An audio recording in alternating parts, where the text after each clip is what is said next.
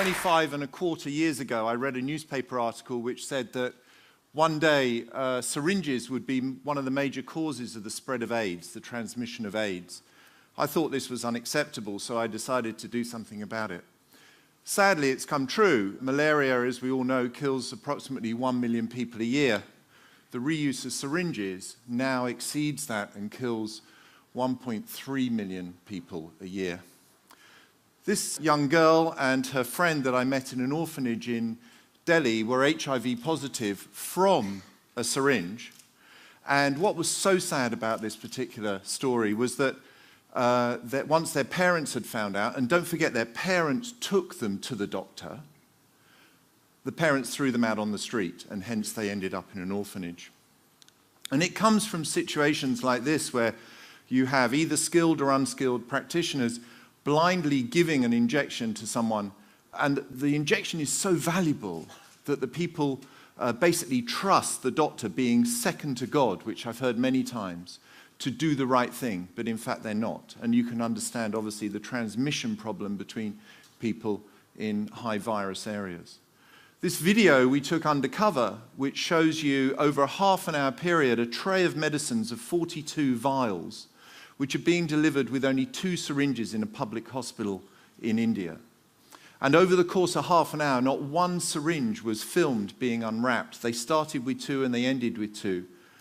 And you'll see just now a nurse coming back to the tray, which is their sort of modular station, and dropping the syringe she's just used back in the tray for it to be picked up and used again. So you can imagine the scale of this problem. And in fact, in India alone, 62% of all injections given are unsafe. These kids in Pakistan don't go to school. They are lucky. They already have a job, and that job is that they go around and pick up syringes from the back of hospitals, wash them, and in the course of this, obviously picking them up, they injure themselves, and then they repackage them and sell them out on markets for literally more money than a sterile syringe in the first place, which is quite bizarre. And an interesting photo, their father, while we were talking to him, picked up a syringe and pricked his finger. I don't know whether you can see the drop of blood on the end. And immediately whipped out a box of matches, lit one, and burnt the blood off the end of his finger, giving me full assurance that that was the way that you stop the transmission of HIV. In China, recycling is a major issue, and they're collected en masse. You can see the scale of it here, and sorted out by hand back into the right sizes, and then put back out on the street.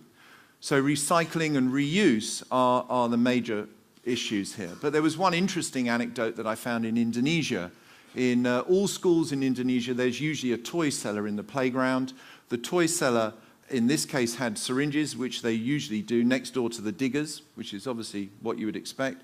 And they use them in the breaks for water pistols. They squirt them at each other, which is lovely and innocent, and they're having great fun. But they also drink from them while they're in their breaks because it's hot, and they squirt the water into their mouths. And these are used with blood, traces of blood in that is visible. So we need a better product, and we need better information. And I think if I can just borrow this camera, I was going to show you my invention, which I came up with. So it's a normal-looking syringe. You load it up in the normal way. This is made on existing equipment in 14 factories that we license. You give the injection and then put it down. If someone then tries to reuse it, it locks and breaks afterwards. It's very, very simple. Thank you. And it costs the same as a normal syringe, and in comparison, a Coca-Cola is 10 times the price. And that will stop reusing a syringe 20 or 30 times. And then I have an information charity which has done a huge scale amount of work in India, and we're very proud of giving information to people so that little kids like this don't do stupid things. Thank you very much.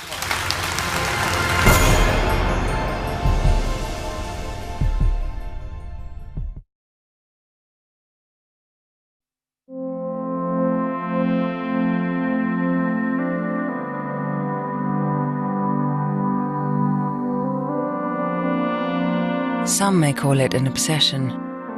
At Rolex, however, the pursuit of excellence is a passion.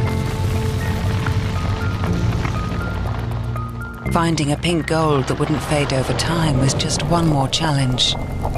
By adding just a touch of platinum, the most noble of metals, Rolex created an exclusive new alloy. We call it Ever-Rose Gold. A perfectly blended colour of gold that will remain pink forever. Another first in the history of watchmaking. Only Rolex could have created an alloy like Ever-Rose.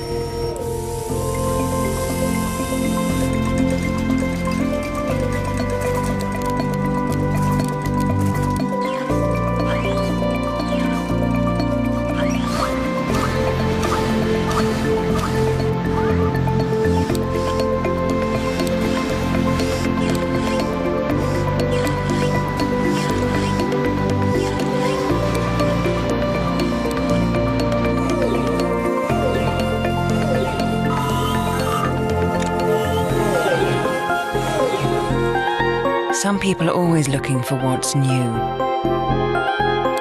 We at Rolex remain committed to what's best.